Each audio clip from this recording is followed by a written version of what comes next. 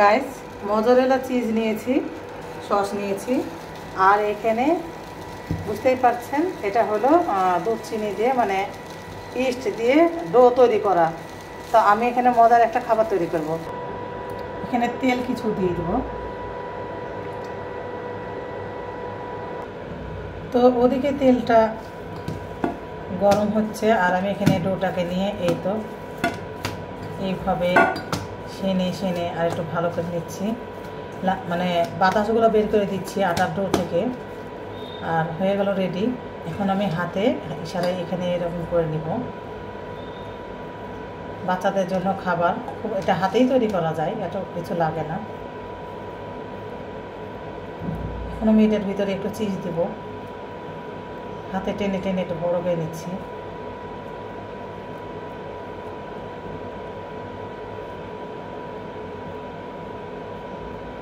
একটা চিজ দিব, সস দিব, এইভাবে সস দিব। আমার ছেলে খাবারটা আসলে খুব পছন্দ করেছে, তার জন্য এইভাবে খাবারটা রাতে দিচ্ছি।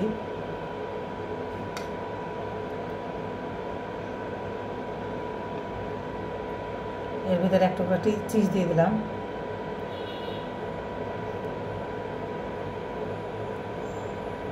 তারপরে চারিদিকে তুলে এভাবে আমি নাস্তাটাকে এভাবে তুলে এভাবে মুখ বেঁধে দেবো। আসলে ইস্টের খাবার এরকমই হয়, জাস্ট লেগে লেগে যায় হাতের সাথে, তেল দেওয়া হয়নি।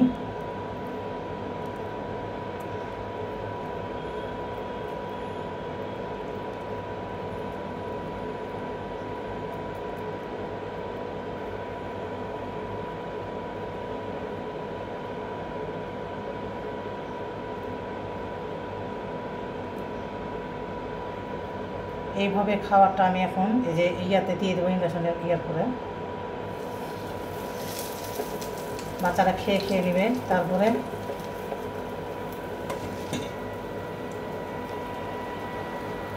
এই তো দেখে বুঝতেই পারছেন খাবারটা এভাবে এখন আমি পুরাটাই করে নেব এভাবে।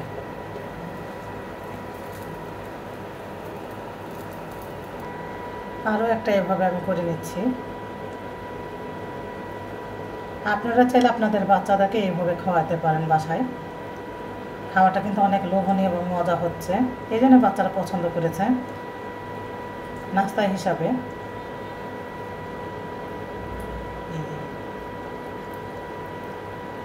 যেমনি করে পারেন শিল মেরে দেবেন মুখটাকে এভাবে।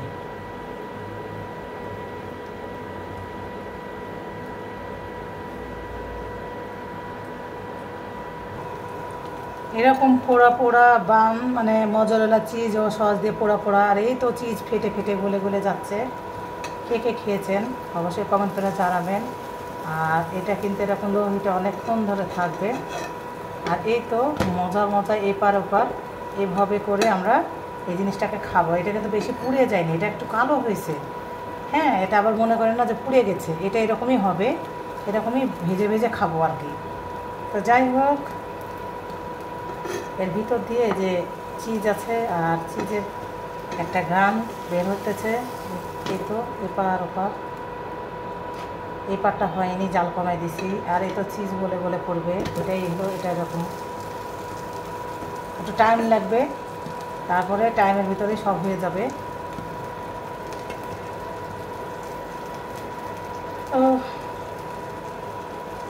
তো একটু পর ফিরবো, সবাই দেখতে থাকুন।